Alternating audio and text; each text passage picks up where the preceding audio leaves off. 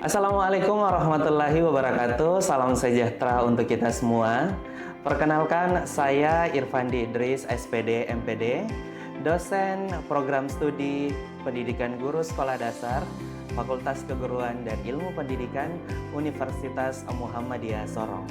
Pada kesempatan kali ini, saya akan membahas tentang mata kuliah yang saya ampu sesuai bidang keilmuan saya, yaitu mata kuliah literasi baca tulis. Mata kuliah ini ditujukan untuk mahasiswa semester 4 dengan bobot SKS yaitu 3 dengan kode mata kuliah 22 WP 63415. Pada mata kuliah ini kita akan membahas tentang literasi baca tulis dan komponen literasi. Mata kuliah ini akan membahas tentang komponen literasi. Yang pertama, literasi baca tulis, literasi numerasi, literasi finansial, literasi kewarganegaraan, dan literasi budaya. Pada akhir mata kuliah ini, mahasiswa diharapkan mampu menjelaskan dan menerapkan sistematis tentang literasi dan komponen literasi khususnya yang ada di sekolah dasar. Mata kuliah literasi baca tulis memiliki luaran, yaitu mahasiswa mampu membuat karya ilmiah atau studi yang bisa dipublikasikan pada jurnal bereputasi sehingga menjadi bobot penilaian pada akhir pembelajaran. Adapun CPL pada mata kuliah literasi baca tulis yaitu CPL 1 mampu memberikan komunikasi yang baik terhadap pengajaran khususnya di sekolah dasar. CPL 2 mampu menguasai dan menerapkan literasi dan komponen literasi pada siswa sekolah dasar, dan CPL 5 mampu menguasai dan menerapkan komponen literasi sebagai bahan ajar untuk kategori sekolah dasar. Mata kuliah literasi baca tulis sudah disesuaikan dengan kurikulum yang ada dan memiliki kebaharuan sesuai dengan referensi yang kami punya, dan sudah divalidasi RPS-nya oleh Gugus Penjaminan Mutu. Adapun CPMK dari mata kuliah literasi baca tulis, CPMK 1 yaitu mahasiswa mampu menguasai dan menerapkan gambaran literasi di sekolah dasar. CPMK 2 mahasiswa mampu menerapkan dan merealisasikan komponen literasi khususnya yang ada di sekolah dasar. Ada 3 komponen pada proses pembelajaran mata kuliah literasi baca tulis. Yang pertama yaitu diskusi pemberian materi kepada mahasiswa sebanyak 14 kali pertemuan dan disusul dengan ujian tengah semester dan ujian akhir semester. Yang kedua, discovery learning, yaitu pemberian materi 2 arah, dosen dan mahasiswa sebagai bentuk feedback untuk mengetahui proses atau gambaran literasi. Yang ketiga, ada tugas yang diberikan kepada mahasiswa yaitu membuat esai pada mahasiswa semester 4 untuk bisa nanti dipublikasikan pada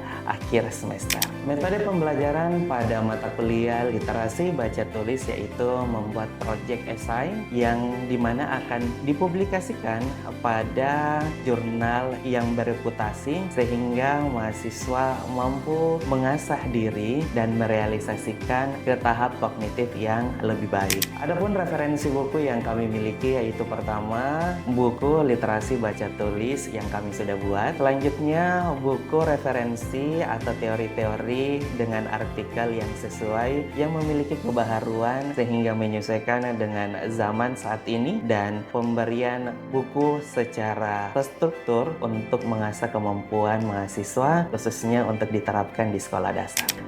Berikut video pembelajaran tentang gambaran literasi dan silakan disimak dengan baik. Bismillahirrahmanirrahim. Assalamualaikum warahmatullahi wabarakatuh. Waalaikumsalam warahmatullahi wabarakatuh. Gimana kabarnya? Baik, Pak. Oke, sebelum kita mulai pelajaran, marilah kita berdoa terlebih dahulu agar mata kuliah saya pada hari ini bisa kalian terima dan bisa masuk di proses pembelajaran kita kali ini. Berdoa dimulai.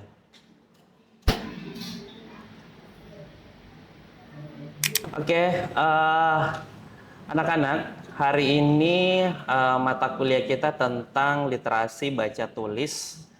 Jadi saya mau kalian paham untuk kondisi literasi, apalagi kita berada di wilayah timur Papua Barat Daya. Oke, anak-anak, ada yang tahu nggak literasi itu apa? Boleh angkat tangan? Oke, silakan Intan. Literasi adalah sebuah keterampilan seorang dalam memahami konteks berbicara, menulis, membaca. Oke, jadi kalau kita bahas tentang literasi, cakupannya luas ya. Bisa literasi membaca, menulis, mendengarkan, dan sebagainya. Nah, pentingnya literasi untuk anak sekolah dasar, apalagi kalian calon guru, ini membuat kalian punya bekal untuk mengajarkan anak didik kalian, apalagi yang berada di sekolah dasar. Yang sudah PLP 1 sudah pasti mengetahui kondisi sekolah yang ada di sekolah dasar, bagaimana kalian membelajarkan anak-anak sesuai dengan keadaan di sekolah tersebut. Ada yang menemukan sudah kelas 3 belum pintar membaca, ada yang kalian menemukan sudah kelas 5 masih belum bisa membaca. Betul nggak? Iya. Miris nggak dengan kondisi seperti itu? Iya, jadi saya sih berharapnya kalian calon guru bisa mengabdi di kampung halaman kalian masing-masing supaya bisa mencerdaskan anak bangsa di seluruh pelosok, apalagi di tanah Papua. Oke, kita masuk materinya tentang literasi membaca. Jadi kalau literasi membaca atau literasi baca tulis itu ada 7 komponen yang harus kalian ketahui. Nah, ada yang bisa sebutkan salah satu komponen literasi apa? Intan, Tiara. Salah satu literasi yang saya ketahui yaitu literasi finansial, Pak. Oke, jadi literasi baca tulis atau literasi karena ada 7 komponen, salah satunya tadi sudah disebut tentang literasi finansial. Kalau kita bicara tentang literasi finansial berarti berbicara tentang apa? Keuangan. Keuangan.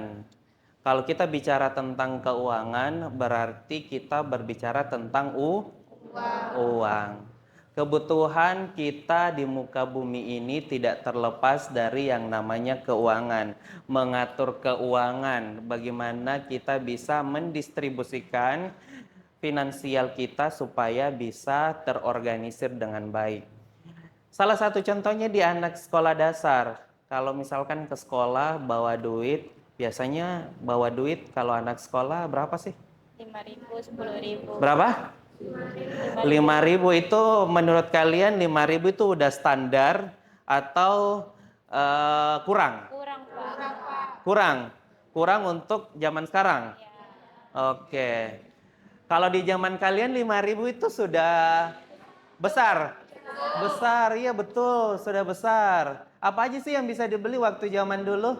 Nasi kuning. Banyak ya, nasi kuning bisa, apalagi? Oke, jas jus bisa, minuman bisa ya. Sekarang kalau 5.000 itu kalau untuk anak sekolah dasar itu sepertinya kurang karena harga makanan yang ada di kantin bisa melebihi dari angka 5.000. Betul nggak? Oke. Cuman saya berpendapat bahwa anak sekolah dasar supaya tidak jajan sembarangan itu memang kalau bisa dibekali dengan makanan dari rumah supaya mengurangi uang jajan ke sekolah. Karena biasanya kalau makanan dari rumah berarti lebih Sehat. lebih sehat.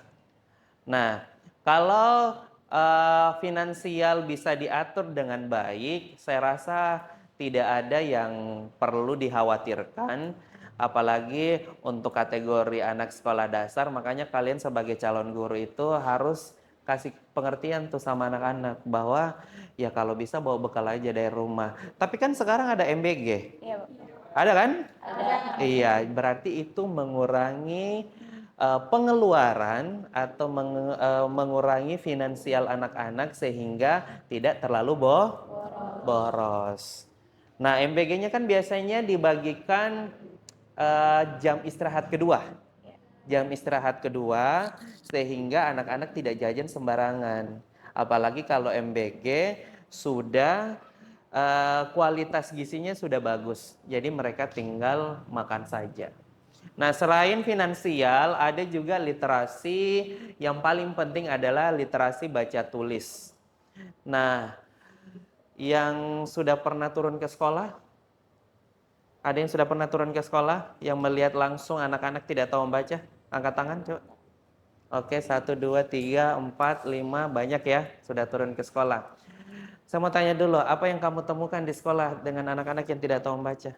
Menurut saya, yang pengetahuan saya yang saya alami di PLP 2, Pak, itu karena dia tidak apa sih namanya, tidak konsen pada gurunya di depan, mereka harus bermain.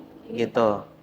Kalau faktor internal dari rumah kira-kira apa yang menyebabkan itu?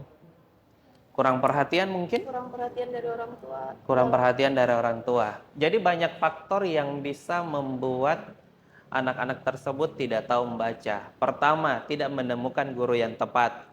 Kenapa tidak bisa menemukan guru yang tepat? Karena gurunya hanya berfokus kepada anak-anak yang sudah tahu membaca atau yang sudah cerdas. Maka terabaikanlah anak-anak yang tidak tahu membaca dan kurang perhatian sama orang tuanya.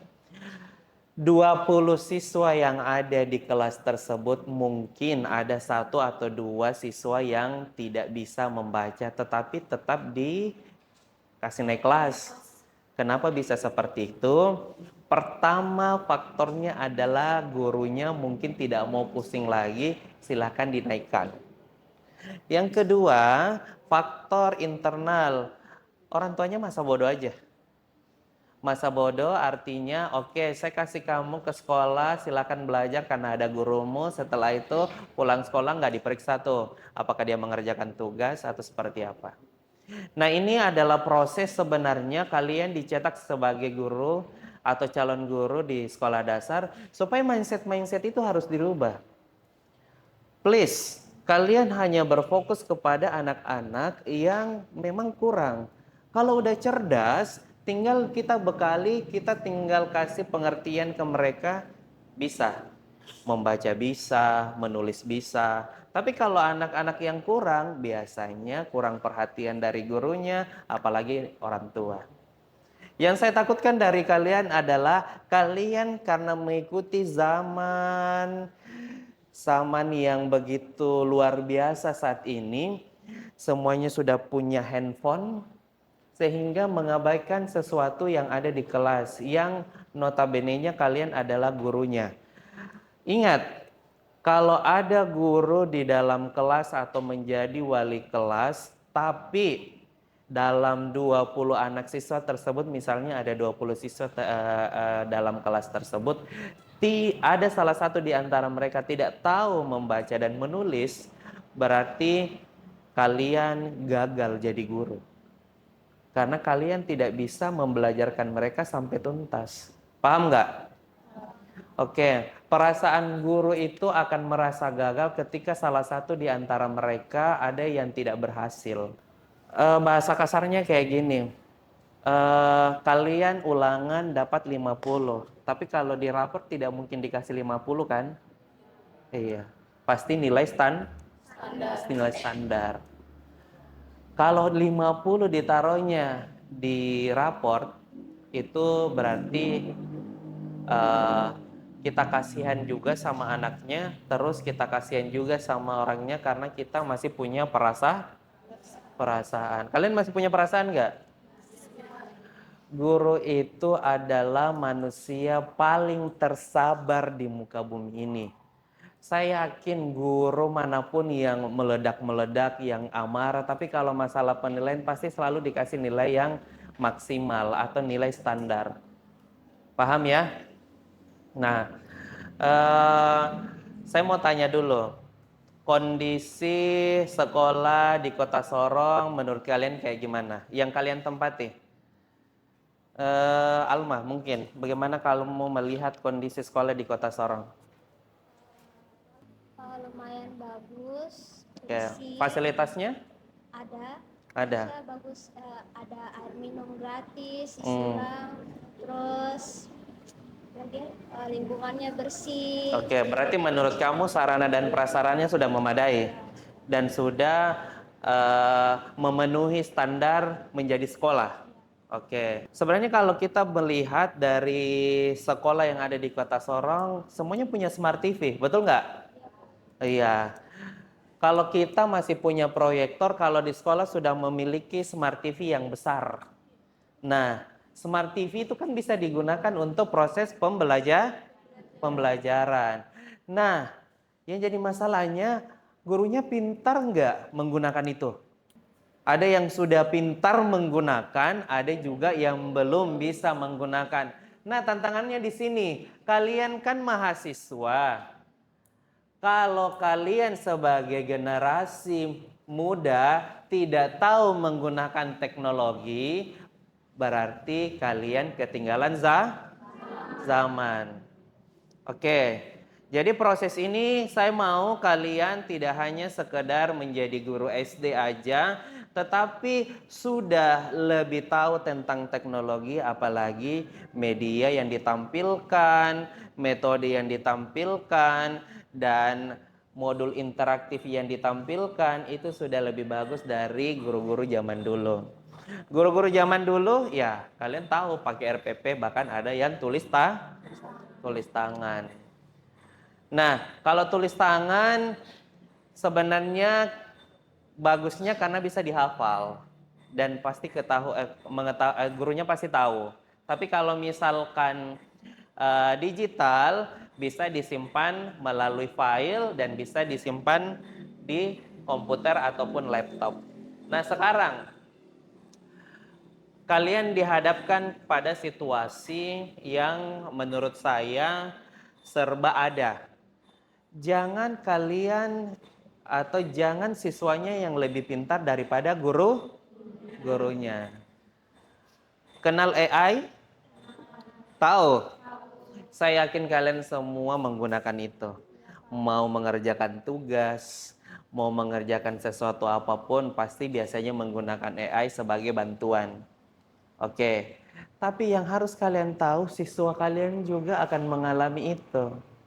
Saya saja sebagai dosen, itu ketika memeriksa tugas mahasiswa, mungkin karena nggak difilter, saya tahu bahwa ini adalah tugas AI, pemikirannya AI, sehingga sangat terlihat bahwa tidak diedit, tidak ditambahkan kata, sehingga menjadi satu kesatuan template yang sudah didapatkan. Susahnya adalah karena tidak ada batasan. Mau kalian bangun jam 12 malam, kalau kalian buka Google, dia pasti berpikir untuk cari tahu apa yang kamu butuhkan. Jadi, saya berharapnya kalian bisa memanfaatkan AI dengan bijak. Apapun, saya tidak pernah melarang kalian pakai AI, tapi digunakan dengan bijak. Salah satunya adalah untuk membuat sesuatu atau membuat tugas dari dosen. Paham ya? Oke, kita lanjut. Pada saat proses mata kuliah literasi baca tulis, saya harus memberikan dulu, karena ini pentingnya literasi. Siswa di sekolah dasar kategori kelas 1 sampai kelas 3 itu masih kategori yang harus diberikan bacaan-bacaan yang sesuai dengan umur mereka. Pernah lihat bacaan yang tidak ada gambarnya? Pernah. Kalian bosan nggak? Kalian aja bosan, apalagi siswanya. Nah, anak-anak itu biasanya suka dengan buku-buku cerita yang bergambar. Karena suka dengan cerita yang bergambar, saya mau kalian ketika turun ke sekolah, mau PLP 1 ataupun PLP 2, bawa materi-materi yang kami ajarkan supaya mereka paham tentang isi materi mereka. Di sini saya akan memberikan satu pemahaman terhadap mahasiswa. Kalian harus menguasai tentang komponen literasi, yaitu pertama literasi baca tulis, ada numerasi, digital, sains, finansial, budaya, dan kewarganegaraan. Nah, 7 komponen literasi ini harapannya adalah bisa diterapkan dalam kehidupan sehari-hari yang bisa membuat daerah kita semakin berkembang. Kalau budaya kita di Papua apa? Tariannya. Tarian khas Papua apa?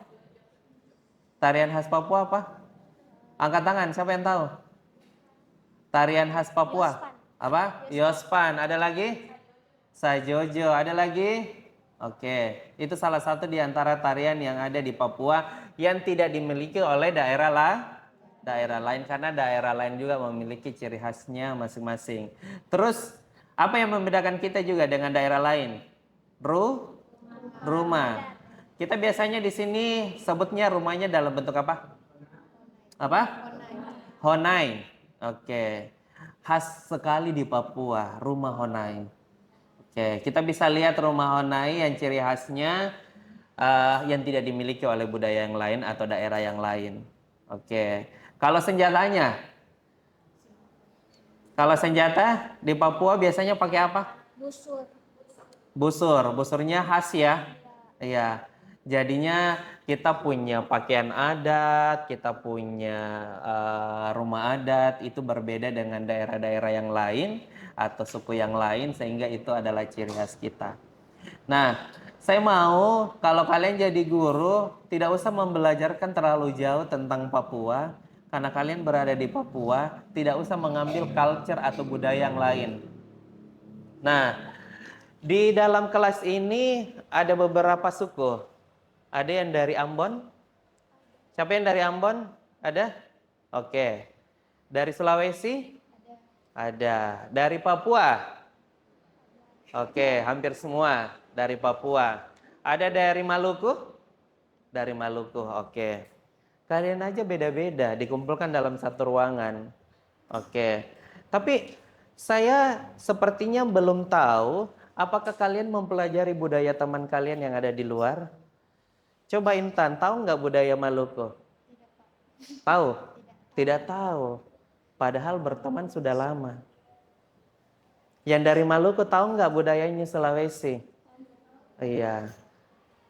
Kan kalau kalian berteman harusnya kalian sudah tahu apa yang menjadi ciri khas di daerah teman kalian masing-masing. Ada yang mendengar kalau di budaya Sulawesi yaitu siri napace. Ada tahu nggak? Artinya ketika kita berbuat salah kita malu.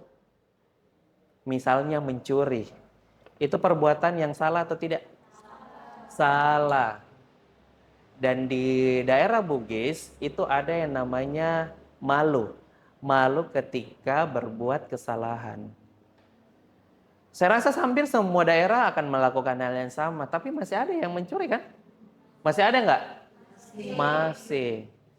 Nah, masih ada yang melakukan hal yang sama. Berarti rasa malu dalam dirinya sudah tidak ada. Untung kita punya negara hukum, jadinya kalau mencuri bisa dihukum. Kalau tinggalnya di Arab Saudi, berarti harus dipotong tangan. Iyalah. Atau dirajam karena itu adalah kesalahan yang fatal, mengambil hak orang lain. Saya sih harapannya sama kalian karena kalian guru akan jadi pengajar. Hal-hal itu tuh harusnya kalian hindari. Saya selalu tanya mahasiswa kayak gini, mahasiswa ketika mau membangun circle yang bagus berarti harus cari teman yang baik. Nah, kalau cari teman yang baik harus tahu dulu apa yang harus diketahui kalau mau cari teman yang baik. Sifat, satu frekuensi, mudah diajak bergaul dan berbicara dan komunikasi nyambung gitu. Tapi kalau misalkan sudah diajak ke tempat-tempat hal yang negatif, itu berarti teman tersebut sudah tidak bagus untuk diajak berteman. Artinya dia membawa kita ke hal keburukan. Nah, sama halnya, makanya literasi muncul sebagai pengetahuan awal kepada mahasiswa supaya bisa membelajarkan terutama pada dirinya sendiri bahwa Kalian itu adalah calon guru yang akan mentransfer ilmu kepada anak-anak, apalagi anak SD. Tolong untuk calon guru apalagi di SD, itu pondasi awal. Apa yang dilakukan oleh gurunya lebih penting dibandingkan apa yang dilakukan oleh orang tuanya. Contoh, kalau kamu suruh dia melakukan sesuatu atau kamu menyuruh dia untuk beraktivitas sesuatu, dia akan lebih memilih kamu dibandingkan apa yang disuruh oleh orang tuanya. Jadi kamu itu dianggapnya Tuhan sama mereka. Nah, kalau Tuhan itu selalu memberikan hal-hal yang baik. Tapi kalau kamu memberikan hal-hal yang buruk, itu tidak jauh beda dengan malaikat maut. Kamu memberikan hal-hal yang salah. Nah, kalau di dalam kelas, apalagi kalian jadi guru, itu berarti pakaiannya harus seragam. Seragam kan? Kalau guru kan? Oke. Guru itu harus rapi, harus bersih, harus dari atas sampai ke bawah, kalau bahasa kerennya namanya good looking, karena kita akan ditiru oleh siswa kita. Ingat, saya yakin sekali kalau kalian jadi guru, kalian berpenampilan akan diikuti oleh siswanya. Oke.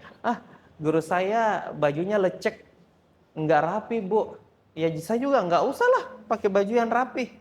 Guru saya saja tidak pakai baju yang rapi, tapi kalau dari atas, makanya saya selalu mengatakan bahwa kalau guru mau masuk di dalam kelas, itu harus bercermin dulu dari atas sampai bawah, baru masuk ke kelas. Jadi terlihat percaya diri ketemu siswanya. Kan enak tuh, wah ibu guruku cantik sekali hari ini. Bapak guruku ganteng sekali hari ini. Jadi kalau dia datang ke sekolah tidak berpakaian yang rapi, dia akan malu. Paham nggak? Ngerti ya? Oke, sekarang saya akan kasih tugas, boleh ditulis tugasnya. Oke, silahkan membuat esai. Silakan membuat esai tentang bagaimana literasi baca tulis yang ada di sekolah dasar. Oke. Pertama kalian harus melihat kondisinya dulu. Terus kira-kira apa solusi yang diberikan ke siswa tersebut sehingga literasi baca tulisnya bagus. Dan terakhir disimpulkan. Nah, bentuk tugasnya itu bikin draft artikel untuk memberikan solusi-solusi tersebut dan akan dikumpulkan di minggu depan. Oke, paham ya? Oke, sebelum diakhiri ujian materinya pada hari ini, saya mengucapkan banyak terima kasih kepada kalian yang sudah hadir di mata kuliah saya literasi baca tulis. Harapannya kalian bisa menerapkan ini di sekolah dasar, khususnya kalian sebagai calon guru. Karena kalau kalian merasa bahwa mata kuliah ini penting, pastinya kalian akan belajar dengan giat, dan ini bisa disampaikan kepada siswa-siswa di sekolah dasar, terutama di sekolah-sekolah yang berada di sekitar sini, karena kalian akan magang atau PLP biasanya di sekolah-sekolah ini. Ini bisa dijadikan acuan, bikin media yang kreatif, bikin metode yang bagus, sehingga pembelajarannya bisa disampaikan ke anak-anak. Oke, terima kasih untuk hari ini, sehat-sehat selalu. Saya ucapkan billahi fisabil haq, fastabiqul khairat. Assalamualaikum warahmatullahi wabarakatuh. Waalaikumsalam warahmatullahi wabarakatuh. Sekian dan terima kasih pada video pembelajaran saya dengan mata kuliah literasi baca tulis. Video ini digunakan sebagai salah satu syarat penyusunan dokumen pernyataan diri dosen dalam unjuk kerja Tridharma Perguruan Tinggi PDD UK TPT sertifikasi gelombang 1 2026. Sekian video saya kali ini, semoga menjadi bahan pertimbangan asesor sertifikasi dosen, dan saya ucapkan billahi fisabil haq, fastabiqul khairat. Assalamualaikum warahmatullahi wabarakatuh.